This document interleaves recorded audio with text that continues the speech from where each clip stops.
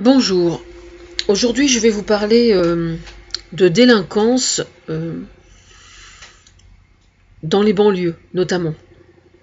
Enfin je parle des banlieues en particulier parce que je viens de voir une photo du concours qu'organise Jamel Debbouze à Trappes. Donc voilà, je saisis l'occasion. Il s'agit d'un concours d'improvisation théâtrale, si j'ai bien vu. Et je trouve ça extraordinaire, vraiment bien, quoi, bien sûr. Mais je vais essayer d'être efficace. Bon, d'abord, étant donné que je suis la conseillère du gouvernement, et je le suis aussi de Madame Taubira au ministère de la Justice, qui est l'un des ministères prioritaires avec l'éducation nationale. Je tiens à le rappeler pour ceux qui ne le sauraient pas ou qui l'auraient oublié. Et je tiens à préciser que je cautionne entièrement les choix stratégique et politique qu'elle a fait au sein de son ministère. Pour quelle raison je les cautionne? Parce que je viens de lire justement sur Facebook là un Marseillais qui se plaignait, vous faites pas attention avec les mortiers, etc., etc. Le problème c'est que pour qu'un quartier ou qu'une ville devienne plus sécure, ça ne se fait pas en un tournement et ça n'est certainement pas en collant un flic derrière chaque pilier que les choses se trouvent résolues. Hein. Alors, c'est difficile, je conçois parfaitement. Moi qui ne suis pas de la ville en plus, qui suis de la campagne, j'ai pas de mal à imaginer ce que ça peut être, figurez-vous.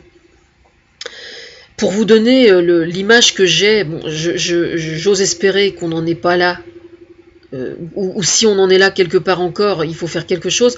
Mais j'avais rencontré un copain il y a longtemps, ça y a une vingtaine d'années, qui avait passé son enfance dans une barre d'immeubles, vraiment dans une banlieue vraiment sordide, quoi. Il y avait énormément de drogués, et il m'expliquait, il me disait, moi j'avais des parents qui étaient vraiment super, mais il me dit, entre le moment où je franchissais la porte, bon, je vous parle de ça il y a une vingtaine d'années, hein, enfin une trentaine d'années, entre le moment où je franchis la porte et le moment où je sors de l'immeuble, il me dit, il y a au moins eu une vingtaine de seringues dans l'escalier, quoi.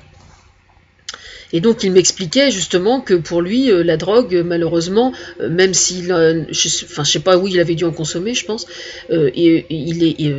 ça faisait partie de son environnement, quoi. Donc moi, c'est quelque chose d'ailleurs, c'est pour ça que c'est une des raisons pour lesquelles je suis bien évidemment attendue sur ce terrain-là aussi, bien évidemment, c'est que c'est quelque chose qui m'avait complètement pas terrorisé, mais je veux dire en tant que mère. J'essaie d'imaginer la scène, quoi. Je veux dire, je me souviens d'ailleurs avoir vu, je ne sais plus où exactement, c'était un reportage à la télévision, des parents qui avaient été interrogés et qui disaient non, nous on s'en va, quoi. Ben oui, c'est parfaitement logique, évidemment. Je veux dire, c'est bien gentil, effectivement, d'essayer d'élever des enfants avec des valeurs qui tiennent la route, en essayant de les protéger le mieux possible des dangers extérieurs. Si jamais, dès qu'ils sortent de chez eux, ils ont ce sentiment-là, évidemment, c'est un énorme problème. Alors je tiens à préciser que il y a actuellement tout un tas de stratagèmes qui sont effectivement tentés, c'est-à-dire que le gouvernement prend vraiment ce travail à cœur et qu'il essaie vraiment de mettre les moyens pour parvenir à éradiquer ça. Alors, aux dernières nouvelles, ce que j'ai entendu à la télévision la semaine dernière, donc comme je suis inspiratrice de tout France Télévisions, je sais que si ça a été dit, c'est parce que c'est la vérité, parce qu'il ne me mentirait pas, à savoir que quand il y a les dealers qui sont au bas de l'immeuble, à partir du moment où les flics arrivent, en fait, les trafics se trouvent déplacés dans d'autres zones. Bien évidemment. Alors c'est difficile, bien sûr, parce que ce qui se passe, en fait, c'est que même si les flics font bien leur travail, même s'il y a certains qui jugent que ce n'est pas le cas, je pense qu'ils ont parfaitement tort. Je suis absolument persuadée, moi, qu'ils font au contraire très bien leur travail. Simplement, les flics peuvent être vraiment bien intentionnés et faire ce qu'il faut. C'est beaucoup plus complexe que ça, bien évidemment. Parce que un mec qui est assez con, parce qu'il faut quand même appeler les choses par leur nom, pour gagner du pognon et considérer que c'est un job à plein temps d'être dealer, moi je suis désolée, mais ça n'est ni par la répression, enfin surtout pas en tout cas par la répression, qu'on va résoudre le problème, quoi. Hein ? faut quand même en avoir conscience. Alors comment faire, effectivement? Moi, pour être franche, je l'ai proposé déjà, hein, il y a un bout de temps, je me sentirais, moi, parfaitement capable de prendre ce type de mec et d'avoir une conversation les yeux dans les yeux pendant quelques heures. Ça ne me fait absolument pas peur, je tiens à le préciser. Bon, ceci dit, je reconnais que le jour où je jouerai comme ça au cow-boy, j'aurai un gilet pare-balles et les flics pas loin derrière, hein, je tiens à préciser, je suis pas folle non plus. Mais j'ai des choses à dire, moi, à ces gens-là. Des choses à dire. Parce que le problème, c'est que un mec qui a 18, 20 ans, 25 ans, 30 ans, qui considère que c'est parfaitement recevable de gagner sa croûte de cette façon-là. Parce que c'est ça, en fait. Hein. Les mecs, ils n'ont aucun scrupule. Voilà. Il faut qu'ils aient conscience, quand même, que... déjà, c'est un petit jeu dangereux, quand même. Parce que dans le style comment se prendre une balle dans le buffet...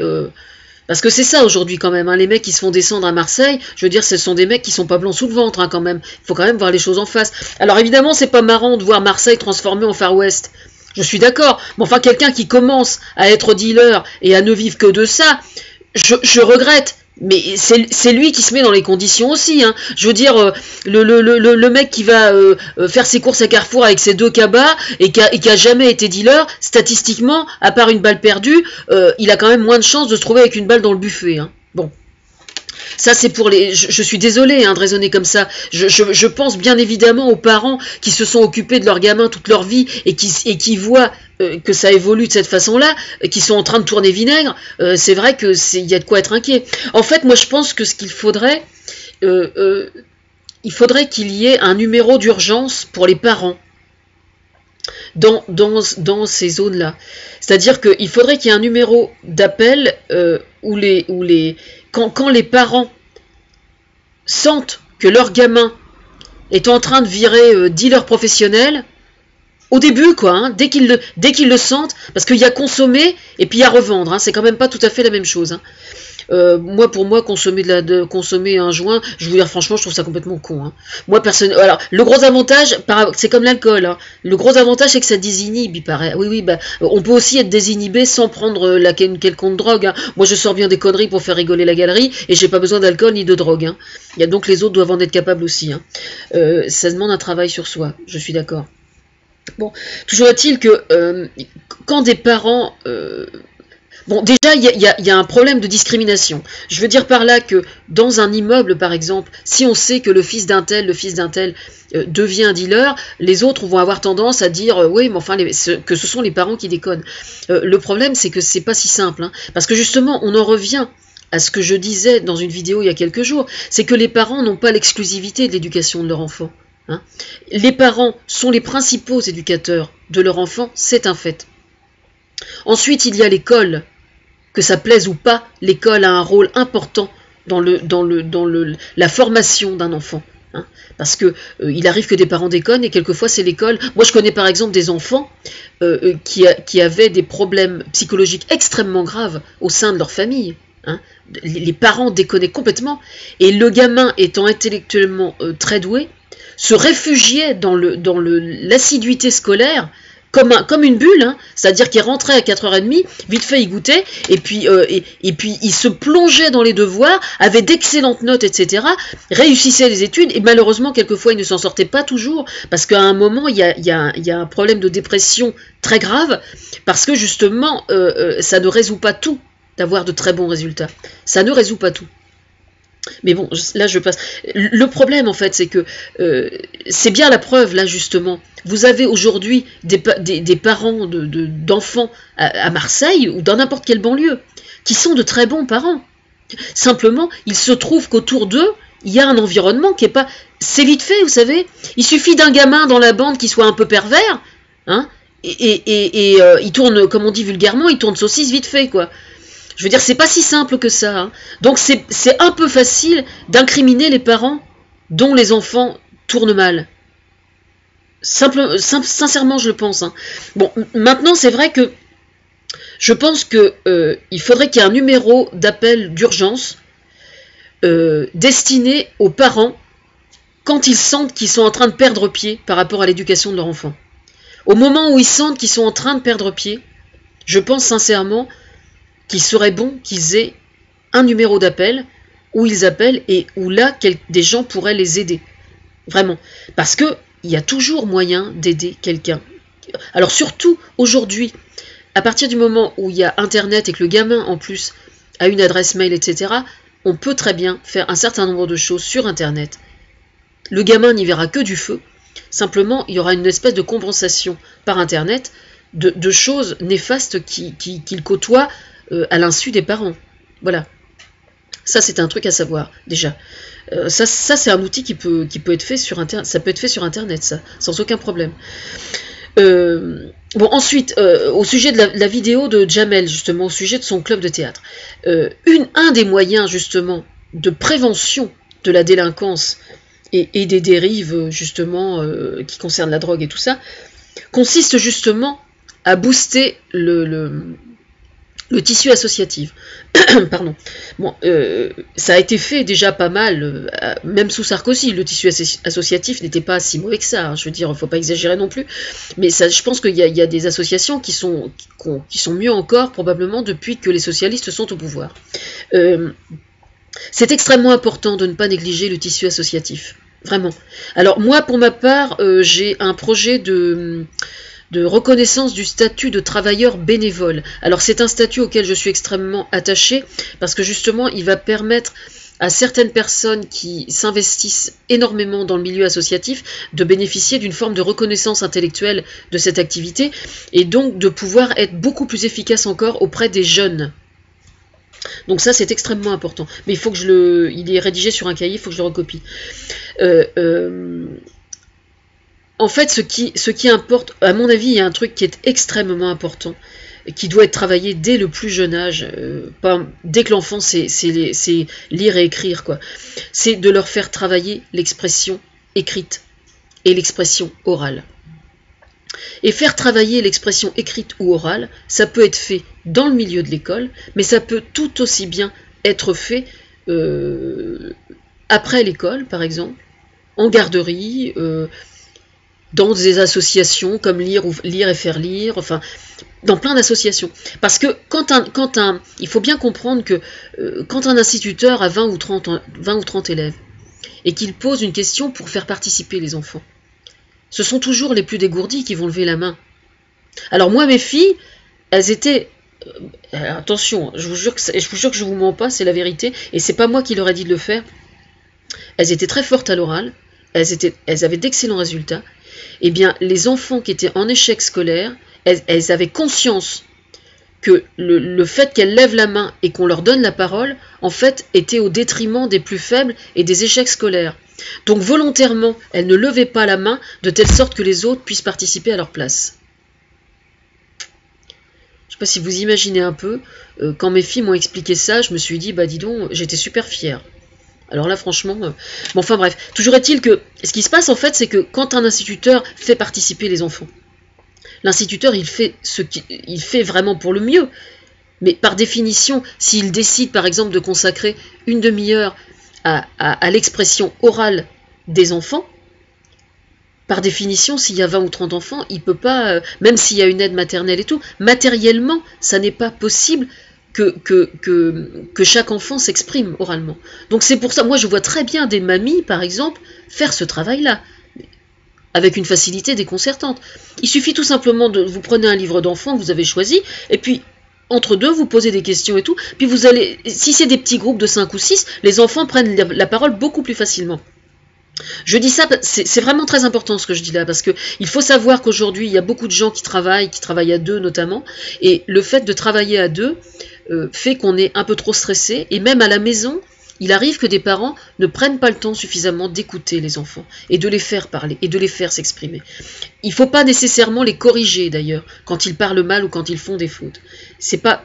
Surtout quand ils commencent à parler, il faut mieux les laisser dire des bêtises et faire plein de fautes, parce qu'autrement ils risquent de se rétracter un peu et de moins oser parler, quoi. Donc c'est un peu dommage. Mais c'est vraiment... Alors justement, on va parler de ça, tiens justement, s'exprimer à la maison. Pour quelle raison des enfants n'ont pas suffisamment la parole à la maison? Alors c'est vrai que c'est un sujet qui me tient énormément à cœur parce que moi mon père nous faisait taire pour écouter la télévision. D'où ma relation avec la télévision probablement, je dois le reconnaître. Mais c'est extrêmement important. Il est absolument fondamental qu'au sein des familles, les repas soient pris sans télévision et sans radio. À la rigueur, une fois de temps en temps, qu'il y ait une personne qui décide, tiens, qu'est-ce qu'on va écouter comme musique aujourd'hui? Et c'est le tour de table. Un jour c'est Noël, un jour c'est Loïs, un jour c'est Thomas, un jour c'est moi. Non mais c'est pas une blague ce que je dis, hein. C'est vachement important. Parce que si le gamin dit tiens, aujourd'hui on va manger avec mes disques à moi, eh bien on fait l'effort de l'écouter. Oui, je sais, il y a certains auteurs, peut-être ça va être difficile, mais il va falloir faire un effort. Non mais sérieusement, c'est vachement important de ne pas regarder la télévision et de ne pas écouter la radio pendant qu'on mange. Parce que tous les gens qui travaillent pendant des journées entières, par définition, quand ils retrouvent leur gamin le soir, le gamin il a besoin de s'exprimer. Si jamais, alors déjà avec les écrans, je veux dire, entre l'ordinateur, le smartphone, le machin, le truc, le bidule, le portable qui nous emmerde comme c'est pas permis. Non. Un enfant, il a besoin qu'on s'occupe de lui. Il a besoin de prendre son temps. Voilà. Et c'est très important. C'est très important qu'il ne soit pas noyé devant les écrans, devant la télé et devant la musique. Voilà. J'adore la musique. Mais il faut faire attention à ce que la musique ne serve pas de somnifère pour empêcher de penser aussi quand même, hein, parce que c'est quand même un peu ce qui se passe, hein. Notamment dans les transports en commun, moi je le vois, quoi.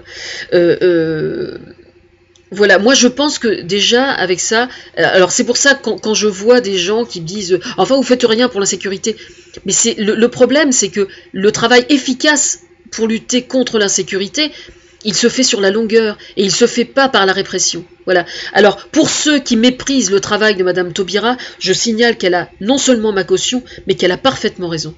Parce que le modèle, en fait, le modèle dont on doit s'inspirer, ça ne veut pas dire que tout soit bon, mais dont il est vraiment important de s'inspirer, c'est la Suède. Parce qu'en Suède, figurez-vous que le pourcentage de personnes emprisonnés, les conditions d'emprisonnement, le pourquoi, etc., est extrêmement interpellant parce que justement, ils ont de très très bons résultats. Voilà.